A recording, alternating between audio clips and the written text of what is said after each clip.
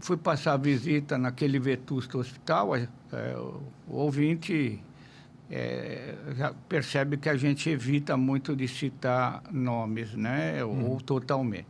Mas fui passar a visita no início de tarde naquele Vetusta Hospital, eu sempre começava pela terapia intensiva, né? E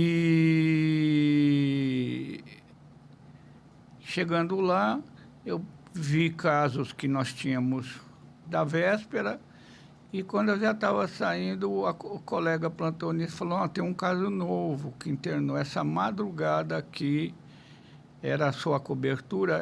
Era assim, não, então é seu caso, o senhor pode opinar? Claro. Qual é a história? A história de uma moça, não jovenzinha, mas jovem senhora, solteira, e ela tinha tido um episódio único e inicial de uma convulsão, nunca tinha tido antes, e questionava-se se ela teria alguma deficiência motora no território da musculatura facial. Ela tinha feito exame de imagem básico, a tomografia sem contraste na emergência. Da onde estava, eu olhei, ela estava sentada, ela estava bem, estava sentada no leito, e eu de longe, naquela época eu enxergava bem melhor, né? Eu vi que realmente ela tinha uma assimetria, uma deficiência da musculatura facial. Falei, ela tem um facial, e é um facial central, a imagem não mostra nada. Aí eu fui até ela, primeiro episódio, expliquei, olha, primeira convulsão no adulto, nós temos que aprofundar um pouquinho essa investigação, né? Então, já vai servir para o ouvinte também entender um pouquinho de certas condutas e estratégias. A gente aprofunda, o exame subsequente é uma ressonância, porque tem coisas que não aparecem na tomografia sem contraste, feita de madrugada, vamos fazer uma ressonância. Assim, pedi a ressonância, ela estava muito bem, liberei ela da UTI, no dia seguinte nossa equipe, eu estava presente, eu acho que você não estava, vimos a ressonância e tinha lá um glioma de baixo grau na região pré-central, motor acessória. E já munido desse resultado, eu fui ao quarto, ela estava com o irmão dela, e eu falei, olha, a causa da convulsão ficou melhor estudada agora com essa ressonância, e tudo indica ser um glioma primário. Expliquei para ela o que são gliomas, tumores intrínsecos, a sua gradação, que o primário, o de baixo grau é um tumor de crescimento lento, pode aparecer nessa idade adulto jovem, etc. E o que o senhor recomenda, doutor?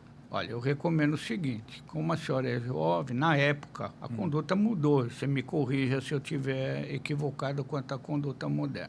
A senhora está muito bem, mas a senhora é muito jovem, se a senhora tem um glioma primário, eu creio que o melhor caminho seja a cirurgia, quer para a gente comprovar se é um glioma primário, quer para a gente tentar, se for o caso, uma ressecção para a senhora ter uma margem maior de segurança e qualidade de sobrevida. Mudou a conduta de lá? Não, a conduta continua a mesma. Porém, a pergunta é a seguinte, e essa cirurgia, doutor, é tranquila? Aí tem aquela minha expressão, né? Sabe qual é, né? Sim, tranquila é dar bom dia. Tranquila é dar bom dia, e muita gente não dá, né? Você passa por uma pessoa aqui na enfermaria, a pessoa não te dá bom dia, e isso é tranquilo. Primeiro que uma cirurgia cerebral de tranquilo não tem nada. Essa, em especial, por estar na área motor acessória, pode, e a meu ver, se acompanhará de alguma deficiência motora. Essa deficiência poderá ser transitória ou permanente, certo?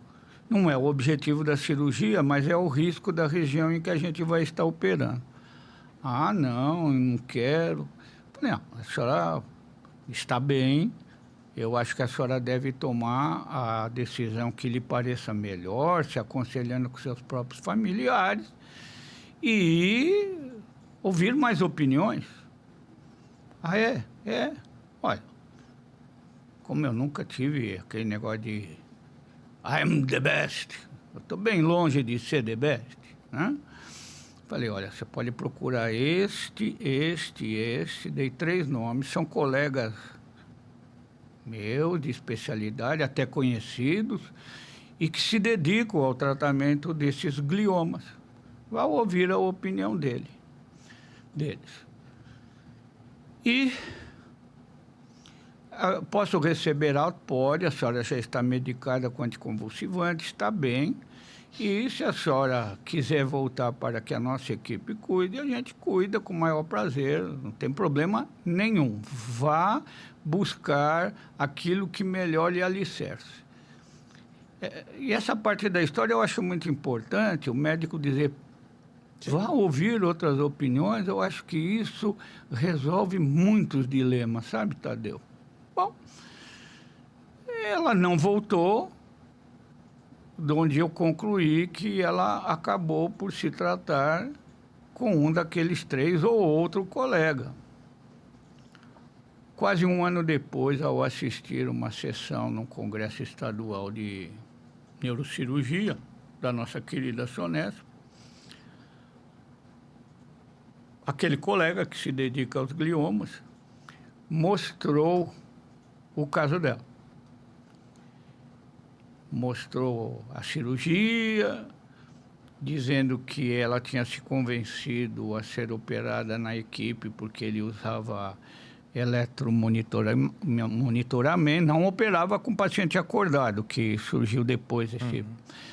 Ele operava com eletromonitoramento, com neuronavegação, e que ele operava num vetusto hospital aqui da Paliceia, muito afamado, que os resultados lá eram melhores. Tá. E aí? Aí ele mostra. Operou, controle pós-operatório resíduo, 6 meses depois voltou, porque a doença volta mesmo, operou de novo por ela ser jovem, pá. Ah, essa paciente, ela ficou muito brava, ela não se conformou, porque ela ficou com uma deficiência distal na mão, área motora acessória, e ela não me perdoa por isso até hoje. Ele dizendo honestamente. E aí eu levantei a mão, porque é meu amigo. Quando eu levantei a mão, ele falou, pois foi você que me encaminhou essa paciente, viu, Listic? Falei, eu vi aí a imagem e me lembrei do caso. Eu fui muito franco com ela, falei que não dava para sair da cirurgia sem déficit. E talvez você tenha sido mais feliz em passar a ideia que com eletromonitoração e os equipamentos do Vetusto Hospital, isso não ocorreria. Mas ocorre, porque é anatômico.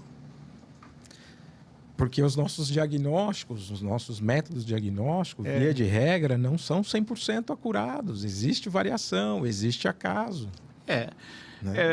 Na década seguinte, como nós sabemos e os colegas sabem,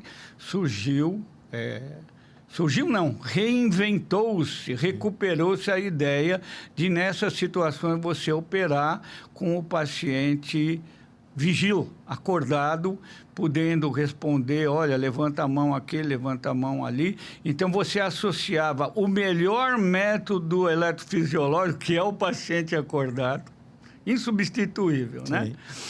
Com outras técnicas, neuronavegação, isso daí foi uma nova corrente do professor Dufault, francês,